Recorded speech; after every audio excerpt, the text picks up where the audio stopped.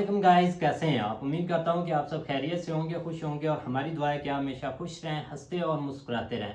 मेरा नाम है रहमान अनवर और मैं हूं मोहम्मद और सुहेल। मैं मुजफ्फर इकबाल। और आज हम जिस वीडियो पर रिएक्ट करने जा रहे हैं, इस वीडियो का टाइटल है Israel says we are sorry India our Kashmir files issue. तो देखते हैं भाई वीडियो कि इसराइल ने क्यों सॉरी बोली है या जो भी मसला उस पर। भाई सर प्रशांत की वीडियो, अगर वीडियो पसंद आए तो लाइक सब्सक्राइब ज़रूर कीजिएगा और कमेंट में अपनी राय का इज़हार ज़रूर कीजिएगा। तो करते हैं वीडियो स्टार्ट। नमस्कार and welcome you all to world affairs. मैं हूं प्रशांत धवन। नाउ इंडिया और इजराइल, ये दोनों देश आज के समय बहुत ज़्यादा न्यूज़ में आ चुके हैं क्योंकि इजरायली सरकार के जो भी रिप्रेजेंटेटिव्स हैं भारत में, ये लगातार माफिया मांग रहे हैं। यहाँ पे आप देख पाओगे आर्टिकल, हम माफ़ी मांगते हैं अपने होस्ट से। होस्ट का यहाँ पे मतलब है इंडिया से।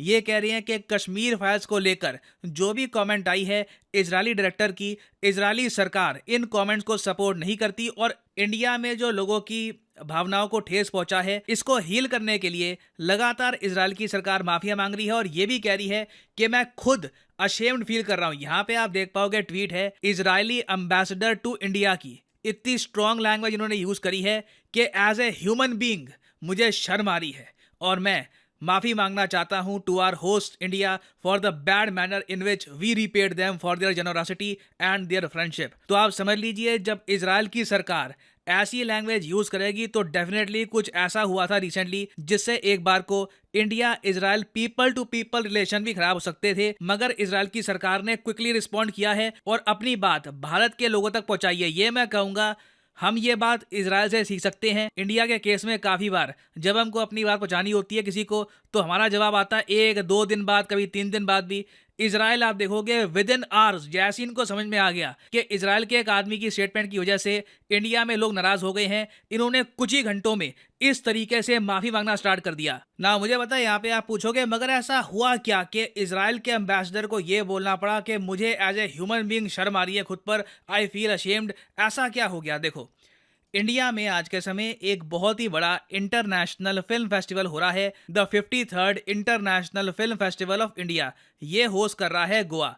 और हर बार ऐसे फिल्म फेस्टिवल में क्या करते हैं कि दुनिया भर से 5 फिल्म मेकर्स को हम इनवाइट करते हैं, उनको भारत में 15 फिल्में दिखाई जाती हैं और फिर उनसे पूछा जाता है कि जी डायरेक्शन कैसे लगी आपको, सिनेमाटोग्राफी कैसे लगी। उसके बारे में ये जो सारे फिल्म मेकर्स हैं अपना ओपिनियन देते हैं। इस बार जिन फिल्म मेकर्स को इन्वाइट किया गया उनमें से एक यहाँ पे आप देख पाओगे नादव लैपिड। ये वो इंसान है जो कंट्रोवर्सी में आज के समय। Nadav Lapid Israeli film maker हैं, बहुत ही फेमस। उसके अलावा American, French film makers, even एक इंडियन फिल्म मेकर को भी जूरी में बिठाया गया। अब कंट्रोवर्सी इस बात को लेकर हो गई जब कश्मीर फाइल्स नाम की मूवी, जो कश्मीरी पंडित का जो जेनोसाइड हुआ था उस पर मूवी बनी है, इस मूवी पर नादव लैपिड जो इजराइल के डायरेक्टर हैं, इन्होंने कमेंट कर दी सबके सामने और ये कह दिया कि ये फिल्म बिल्कुल प्रोपेगेंडा मूवी थी, इनको ये मूवी बिल्कुल पसंद नहीं आई। और मैं चाहता हूं जो इनकी पूरी स्टेटमेंट है ये यहाँ पे एक बार आप सुने। We were, all of us, disturbed and shocked by the 15th film, by the movie Kashmir Files, that felt to us like a propaganda vulgar movie, inappropriate for an artistic competitive section of such a prestigious film festival. I feel totally comfortable to share openly these feelings here with you on stage, since the spirit that we felt in the festival can surely accept also a critical discussion, which is essential for art and for life. Thanks a lot. Now पहली बात तो यहाँ पे मैं आपको ये बता दूं कि नादव लैपिड ने थोड़ा बहुत झूठ भी बोला यहाँ पर, क्योंकि जैसे ही आप नोटिस करोगे इनकी स्टेटमेंट स्टार्ट हुई, इन्होंने ये कहा कि ऑल ऑफ अस मतलब कि सारे जजेस ने मिलकर ये बात बोली जो ये कह रहे हैं इनके हिसाब से कि जी कश्मीरी फाइल्स इनके हिसाब से बढ़िया मूवी नहीं है, कि कश्मीर फाइल्स इनके हिसाब से वल्गर या फिर प्रोपेगेंडा, जो भी ये वर्ड यूज़ कर रहे थे, ये सब प्रॉब्लम्स हैं मूवी में। मगर बाकी जो जजेस हैं सब ने ना ये कह दिया कि ये बस नादव लैपिड का ओपिनियन है, बाकी जजेस का सेम ओपिनियन है नहीं। उल्टा मैं आपको यही बता दूं कि पहली बात तो 5 जजेस में से एक जज तो यहाँ पर थी ही नहीं, उनको इमरजेंसी आ गई थी। बाकी 4 जज में से जो इंडियन जज हैं सुदीप्तो सेन, इन्होंने ऑन रिकॉर्ड ये कहा है कि नादव लैपिड के जो रिमार्क्स हैं कश्मीरी फाइल्स को लेकर, ये इनका पर्सनल ओपिनियन है, ये कंप्लीट ज्यूरी का ओपिनियन नहीं है। उसके अलावा जो उन्होंने लैंग्वेज यूज करी है, एक बार कोई इनको कोई फिल्म ना पसंद आती तो एक सभ्य भाषा में ये भी कह सकते थे कि जी मैं इस फिल्म से कनेक्ट नहीं कर पाया, या कुछ जो इन्होंने वर्ड्स यूज़ किए हैं ये ऑलमोस्ट ऐसे लग रहा है कि ये सिर्फ इस फिल्म को टारगेट करने के लिए आए थे। और इंडिया में लोगों को कष्ट ये हुआ है, देखो वैसे ये कोई फिल्म मेकर होते इजराइल में बैठकर ट्वीट कर देते, कोई फर्क नहीं पड़ता। ये इंडिया में आकर हमारे इंटरनेशनल फिल्म फेस्टिवल में हमारे मंच पे खड़े होकर कहते हैं, और पीछे जब ये सब बात बोल रहे थे ना, पीछे आप नोटिस करोगे कौन कौन से यहाँ पे लोगो लगे हुए हैं। आज़ादी का अमृत महोत्सव जो इंडिया G20 होस्ट करने वाला है उसका लोगो लगा हुआ है, और कई यहाँ पे आप देख पाओगे इंपॉर्टेंट लोगोस लगे हुए हैं। तो ऐसे मंच पे खड़े होकर एक इजरायली फिल्म मेकर जो एक जेनोसाइड पर बेस्ड मूवी है उसके बारे में ऐसी बातें बोल दे तो ऑब्वियसली लोगों को बुरा लगेगा। इंडिया में कई लोगों ने कहा कि इजरायली लोग अपना जो हॉलोकॉस्ट हुआ था इनका हिटलर के हाथों उसको लेकर बहुत सेंसिटिव है, मगर जो कश्मीरी पंडित का जेनोसाइड है उसको लेकर इतनी इनसेंसिटिव कमेंट। तो अब आप समझ गए होंगे कि इजरायली सरकार अचानक से हरकत में क्यों आ गई, क्योंकि जो नादव लैपिड ने कह दिया था ना, उससे इजराइल की जो इमेज है इंडियन पब्लिक में ये रातों रात डिस्ट्रॉय हो जाती। इंडियन पब्लिक का जो आप कह लीजिए एक स्नेह है इजराइल के प्रति, ये इवेपोरेट, ये बिल्कुल खत्म हो जाता रातों रात। तो इसलिए इजराइल की सरकार बीच में आ गई। इजराइल के जो एम्बेसडर हैं टू इंडिया, उन्होंने ये कहा कि मैं एक ओपन लेटर लिख रहा हूं नादव लैपिड को, ये गंजे भाई साहब को, और इनको मैं ये कह रहा हूं कि you should be ashamed of your self. आगे उन्होंने ये ऐड किया कि इंडिया का कल्चर है कि यहाँ पे अतिथि भगवान का रूप होता है और तुमने इस प्रिविलेज को अब्यूज किया है। और आगे उन्होंने ये भी ऐड किया कि तुम्हें पता नहीं है कि तुम्हारी जो इरिस्पॉन्सिबल कमेंट्स हैं इससे इंडिया इजराइल के रिलेशंस भी डैमेज हो सकते थे। और फिर आगे ऑफ कोर्स इनको ये तक कहना पड़ा कि ना सिर्फ मैं इस डायरेक्टर को कह रहा हूं कि भारत को माफ़ी मांगो, मैं खुद as a representative of Israeli government ashamed feel कर रहा हूं एज ए ह्यूमन बीइंग, और मैं यहाँ पे माफ़ी मांगना चाहता हूं अपने होस्ट से। तो इजराइल की सरकार ने इमीडिएटली डैमेज कंट्रोल करने की कोशिश करी है, नहीं तो यहाँ पे नादव लैपिड ने बहुत ही बड़ा गड्ढा खोल दिया था इजराइल के लिए ना। यहाँ पे मुझे एक बात और ऐड करनी पड़ेगी कि नादव लैपिड ऐसा नहीं है कि सिर्फ कश्मीर फाइल्स के अगेंस्ट बोलते हैं, ये इजराइल की सरकार के अगेंस्ट भी बहुत बार बोल चुके हैं। 2019 में इनकी एक कमेंट थी जो इजराइल में बहुत ही कंट्रोवर्शियल हो गई थी। इन्होंने ये कहा था द कलेक्टिव इजराइल सोल, जो मेरे देश की आत्मा है ना, ये एक बड़ी बीमार आत्मा है, सिक सोल है, क्योंकि ये कहते हैं कि फिलिस्तीनी लोगों के साथ इजराइल बहुत ही गलत काम कर रहा है। उसके अलावा ओवर द ईयर्स इन्होंने बहुत सी कमेंट्स करी हैं इजराइल मिलिट्री के अगेंस्ट, इजराइल की गवर्नमेंट के अगेंस्ट, और इन्होंने बहुत सारी मूवीज़ भी बनाई है जहां पर एक इजरायली सोल्जर जब अपनी ड्यूटी करके वापस आता है तो उसको खुद बुरा लगता है कि मैं गलत लोगों के लिए काम कर रहा हूं और फिलिस्तीन पर कितने अत्याचार हो रहे हैं। कुछ ही साल पहले क्या हुआ था कि इजराइल की सरकार ने एक फिल्म मेकर्स का फंड बनाया, अपने फिल्म मेकर्स को ये कहा कि ऐसी फिल्में बनाइए जो इंटरनेशनली इजरायली गवर्नमेंट का जो स्टांस है फिलिस्तीन के इशू पर ये सामने रखे। क्योंकि देखो फिलिस्तीन के सपोर्ट में दुनिया भर में बहुत सारी किताबें, बहुत सारी मूवीज़, बहुत सारी डॉक्यूमेंट्रीज आ चुकी हैं, मगर इजरायली लोगों का क्या ओपिनियन है ये दुनिया के सामने आता नहीं है। तो इजराइल की सरकार ने इसके लिए बनाया एक फंड, पैसे हमसे ले लो और फिल्में बनाओ इजराइल के पर्सपेक्टिव को लेकर। उस वक्त लैपिड ने ये जो फंड है इसको भी रिजेक्ट कर दिया और ये कहा कि तुम वाइट वॉश करना चाहते हो अपनी ऑक्यूपेशन को, ऑक्यूपेशन ऑफ फिलिस्तीन ऑफ कोर्स यहाँ पर कह रहे हैं, और ऐसे काम में ये पार्टिसिपेट बिल्कुल नहीं करने वाले। तो देखिए यहाँ पे गलती ना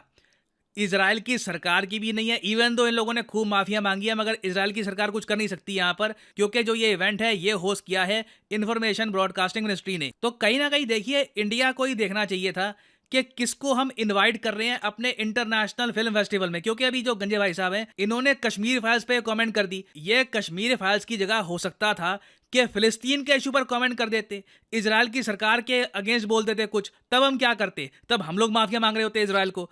तो मेरे हिसाब से इंपॉर्टेंट ये है कि ऐसे लोग जो सरकारों के अगेंस्ट, सरकारों की जो मेन पॉलिसियां हैं इंटरनेशनल अफेयर्स को लेकर उसके इतने खिलाफ हैं, जो अपने खुद के देश को कहते हैं कि मेरी देश की आत्मा बिल्कुल सिक है, एक बीमार सोच का है मेरा देश, तो ऐसे व्यक्ति को जब आप बुलाओगे तो कंट्रोवर्सी तो होगी। ये तीर इंडिया की साइड चल सकता था, इजराइल की साइड चल सकता था। ये तो अभी आप कह लीजिए इनका मूड आया होगा, इन्होंने चलो कश्मीर फाइल्स के अगेंस्ट बोल दिया कुछ। तो आई थिंक भविष्य के लिए ऐसे इवेंट्स में हर एक आदमी का बैकग्राउंड चेक करना काफी इंपॉर्टेंट है। फ्रीडम ऑफ स्पीच सबकी अपनी जगह है, मगर एक ऐसे प्लेटफॉर्म में आप यही चाहोगे कि ऐसी बातें ना बोली जाए जिससे इंडिया इजराइल किसी भी पार्टी को माफी मांगनी पड़े। नहीं तो वैसे आप देखो तो ये जो फिल्म फेस्टिवल इस बार हुआ है, यहाँ पे इन लोगों ने अपना एक टीवी शो है फाउदा, ये काफी प्रमोट किया है। इंडिया में धीरे धीरे हम देख रहे हैं कि इजरायली शोज की फैन फॉलोइंग बढ़ रही है। इस फिल्म फेस्टिवल में ये भी डिस्कस किया गया कि Indian film makers, Israeli film makers इकट्ठा आके प्रोजेक्ट्स पे काम कर सकते हैं। और कहीं ना कहीं देखिए ये इंपॉर्टेंट भी होगा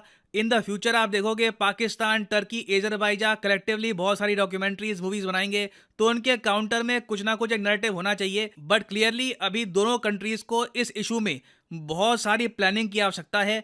जो ये यहाँ पर हुआ है ना, जो कुछ भी हुआ है, ये साफ साफ दर्शाता है कि जब प्लानिंग खराब हो, आपने बैकग्राउंड रिसर्च ना करी हो, तो एक अच्छा खासा इवेंट दोनों कंट्रीज के लिए प्रॉब्लम बन सकता है। अच्छा, फाइनली यहाँ पे मैं आपसे एक सवाल ही पूछूंगा। ये सवाल इस टॉपिक से रिलेटेड है बहुत ज्यादा। ये जो IFFI का इवेंट हुआ है ना, इसमें एक बहुत ही स्पेशल अवार्ड दिया जाता है, Indian film personality of the year का अवार्ड। तो 2022 साल के लिए यह अवार्ड किसको दिया गया है, इस पर 85 आर्टिकल पब्लिश हुए हैं। पूरे सोशल मीडिया में डिस्कस किया गया था कि जी Indian film personality of the year कौन है इस बार। ये है यहाँ पे आपकी ऑप्शन, शाहरुख खान, चिरंजीवी, आमिर खान या फिर अक्षय कुमार। कमेंट सेक्शन में करिए उत्तर। सही आंसर मैं आपको दूंगा नहीं, क्योंकि बिल्कुल एक गूगल करना है, आपको आंसर मिल जाएगा। सही आंसर आप लोग करोगे कमेंट सेक्शन में। जो लोग सही आंसर करेंगे उनकी कमेंट को मैं हार्ट दे दूंगा, ताकि बाकी लोग समझ पाएं कि सही आंसर क्या है। और हाँ, आप लोगों के लिए एक बहुत ही इंपॉर्टेंट जानकारी, अनअकैडमी का जो UPSC कोर्स है, इसके 6 महीने के कोर्स में आपको एक मैसिव डिस्काउंट मिल रहा है। 40% से ऊपर का डिस्काउंट सिर्फ 6 महीने के कोर्स में। ये डिस्काउंट अभी बाकी कोर्सेज में शुरू नहीं हुआ। It is only for UPSC 6 month course. तो कमेंट सेक्शन में जाओ, यहाँ पे आपको ये लिंक मिलेगा। इस लिंक पर यहाँ पे आप करोगे क्लिक, और उसके बाद आपके सामने खुलेगा ये पेज। फिर क्लिक करो प्लस पर, और यहाँ पे नीचे व्यू ऑल प्लान्स पे क्लिक करोगे तो 6 महीने का प्लान आपको दिख जाएगा। तो 6 महीने का जो प्लान है ना, ये आपको 22,000 रुपये के आसपास का पड़ेगा। सिंपली यहाँ पे आपको कोड डालना है PG10, और आप नोटिस करोगे ये टोटल प्लान 6 महीने का आप परचेज कर सकते हैं for just 22,500 rupees per month. आपको पे करने होंगे 3,750 रुपये, और आप अनअकैडमी के जरिए घर बैठे UPSC एग्जाम की तैयारी कर सकते हैं। So use the code PG10 and save money. ये डिस्काउंट 30 नवंबर तक रहेगा, उसके बाद ये डिस्काउंट खत्म हो जाएगा। This is a very rare discount by Unacademy for UPSC aspirants.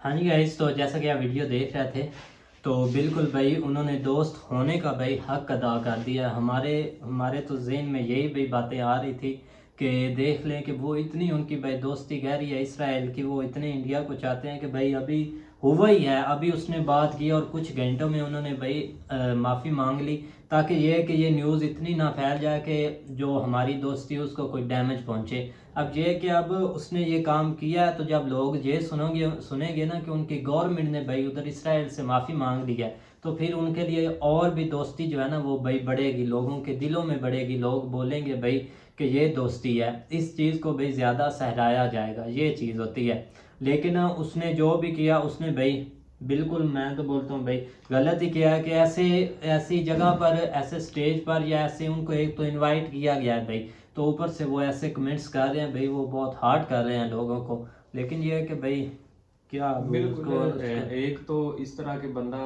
जो है ना, वो नेक्स्ट यही होगा कि उसकी बैकग्राउंड चेक करके जो है ना उसको बुलाया जाएगा कि ये एक सेरफिरा बंदा। और असल में सेरफिरा इस तरह है कि जो उसने कमेंट किए हैं ना वो उसने गलत किए हैं। कि जिस तरह ओपनली भी वो कह रहा है कि एक प्रोपेगेंडा का लफ्ज़ इस्तेमाल कर रहा है, तो पता नहीं है किस तरह फिल्म मेकर इतना बड़ा बन गया कि कम से कम उसको लफ्ज़ के चुनाव का नहीं पता कि मैं एक बहुत बड़े फार्म पे बैठा हूँ और अदर कंट्री में आया हूँ और कितनी रिस्पेक्ट से मुझे यहाँ पे बुलाया गया और मैं कम से कम इस चीज़ के लिहाज रख लूँ। तो लेकिन ये कि क्योंकि दूसरी साइड पे अगर कश्मीर फाइल की बात करें तो हम पिछले जिस तरह जैसे वो रिलीज़ हुई या जो भी उसके ऊपर सारी कंट्रोवर्सी हुई, वो तो हमें उससे पहले की जो सारा पता ही है कि किस तरह जेनोसाइड जो है ना इसके ऊपर हुआ था। और इसके ऊपर बोलना भी जो है ना एक बहुत बंदे को बहुत सोच समझ के बात करनी पड़ती है। बिल्कुल भाई, सोचना चाहिए पहले। एक गलत कमेंट किया और सही किया उनकी गवर्नमेंट ने, बल्कि वो जिस तरह कह रहे हैं डायरेक्ट उसको लेटर या उसको एक फॉर्म पे लेके आएंगे, कम से कम उससे जो है ना इस चीज़ की ज़रूर जान कारीगर। सुबह जब सर प्रशांत ने शॉर्ट वीडियो लगाई थी ना इस पर, तो मुझे तो पता चल गया था तब भी कि ये मामला बहुत उठेगा, बहुत ऊपर तक जाएगा। हाँ तक कि इसराइल भी इस पर बहुत मतलब कि एक गुस्से होंगे इस पर। लेकिन अभी वो एक उन्होंने एक माफ़ी भी मांग ली है और एक काफ़ी उस पर गुस्सा भी है। लेकिन उसका बैकग्राउंड देखो तो ये है ही ऐसा। अब देखो ये अब इंडिया में भी है अभी, क्योंकि कंट्रोवर्सी काफ़ी एक इंडिया में शुरू हुई हुई है इस पर। हर बंदा इस पर बहुत गुस्सा भी है क्योंकि इसने ऐसे लेकिन अब थम अल्फाज जाएगी भाई, अब क्योंकि जारी उन्होंने बात है माफी मांग क्योंकि ली है। मामला बहुत छिड़ा हुआ था। तो आज उन्होंने अगर ये माफ़ी ना मांगते या रिस्पॉन्स ना देते तो फिर काफ़ी एक इंडिया का इनको गुस्सा एक भाई गुस्सा होना, मतलब का बिल्कुल सामना गुस्से तो करना भाई पड़ा होना था। ही था अवाम में, क्योंकि पहले इस चीज़ को लेकर बहुत ज़्यादा भाई गुस्सा पाया जाता। जब ये फिल्म आई थी तब लोग रो रहे थे, जब सलमान से भाई निकलते थे, तो फिर उनका अब भाई क्या हाल होगा। असल इसीलिए ये में देखे बहुत ना। सारे, क्योंकि हम कश्मीर सॉरी उसके ऊपर फ़लस्तीन और इसराइल फ़लस्तीन के ऊपर एक सर विकास की जो है ना हाँ वो बिल्कुल वीडियो था। देख रहे हैं वो उसके ऊपर। तो उसमें बहुत सारे दोस्तों के कमेंट जो है ना वो बहुत पॉजिटिव हैं उनके इसराइल के बारे में। और बहुत सारे इसराइली के ऊपर, इसराइली जो उधर हिमाचल साइड पे रहते भी हैं उनके ऊपर भी हमने बहुत सारी वीडियो बनाई। लेकिन इंडियन लोग उनसे बहुत ज़्यादा प्यार करते हैं, कोई शक नहीं लेकिन भाई। ये कि ये उसने ये करके बहुत गलत किया। और उम्मीद है जल्दी ये मामला थम जाएगा। इसमें पूरे इसराइल का कोई कसूर नहीं है, बस एक बंदा फिर वो निकल आता है ऐसा।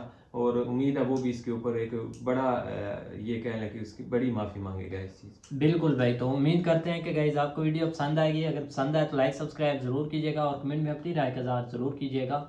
अल्लाह हाफिज़।